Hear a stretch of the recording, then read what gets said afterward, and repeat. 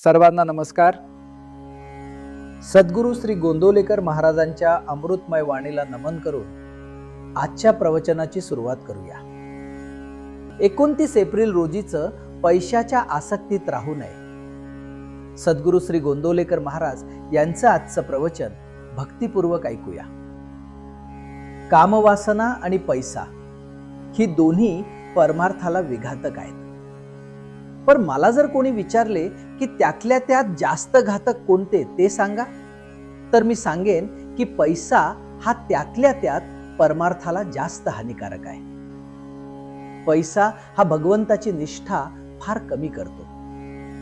भगवंतानं आपल्याला पैसा दिलाय, तो आपण सत्पात्र आहोत म्हणून का दिलाय? यासाठी भिकाऱ्याला पैसा देताना उगीचच वाद घालू नये. तसे करणे म्हणजे काही न करण्याची बुद्धी होय. एखादा त्यागी मनुष्य सर्व देईल पण स्व देणार नाही. स्व देऊन मग सर्व ठेवले तरी चालेल, पण सर्व देऊन स्व ठेवला तर ते मात्र चालणार नाही. म्हणजेच मी देतो ही भावना राहिली तर सर्वच देणं वाया जाते. मुख्य म्हणजे त्यातली वासना गेली पाहिजे तर खरे सुख लागते. देह हा पाया धरून त्यावर इमारत बांधू लागलो तर इमारत पक्की कशी होणार? मी माझा देह म्हणतो, पण ताप येणं न येणं, इजा होणं न होणं हे आपल्या हातात आहे का? मी माझे रक्षण करीन असं म्हणतो, पण वाटेत ठेच लागून पडल्यावर लोकांनी मला घरी आणावे लागते. म्हणजे जीवित किती परस्वाधीन आहे. देहाने कितीही कार्य केले तरी ते कळसाला नाही पोचणार. अभिमानाने केलेले कार्य कसे कळसाला पोचणार? एक भगवद इच्छेनं कार्य केले तरच ते शेवटाला जाते. समर्थांनी देहबुद्धी नष्ट करून रामाचे अधिष्ठान ठेवून कार्य केले, म्हणून त्यांना एवढे कार्य करता आले. जो भगवंताचा झाला त्याचेच कार्य पूर्ण झाले आणि त्यालाच खरे समाधान मिळाले. राजाच्या पोटी आलेले देखील भिकारी होऊन जातात.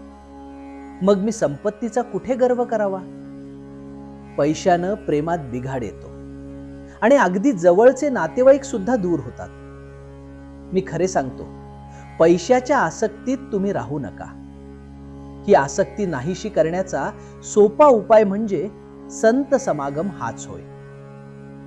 आज खरे संतच कुठे आहेत असे आपण म्हणतो, पण आम्हाला संत भेटावा ही तळमळच खरी लागलेली नसते. संतात संतपणा दिसत नाही याचे कारण आमच्यात तळमळ नाही. सत्ययुगात जो राम होता तोच आजही आहे, पण माझा भावच कमी झाला, याला काय करावे? संतांना आपण खोटेपणा देतो, पण माझा भाव शुद्ध नाही हे नाही जाणत. विषयात सुख आपल्या इच्छेप्रमाणे मिळत नाही म्हणून आपण संताकडे जातो. पण संताला अर्पण करून घेण्याकरिता किती जण संताकडे जातात? देवाकरिता देवाकडे जाणारे किती बरे निघतील? आजचे बोधवचन, मनानं नेहमी मी रामाचा आहे ही भावना ठेवावी. श्रीराम जय राम जय जय राम.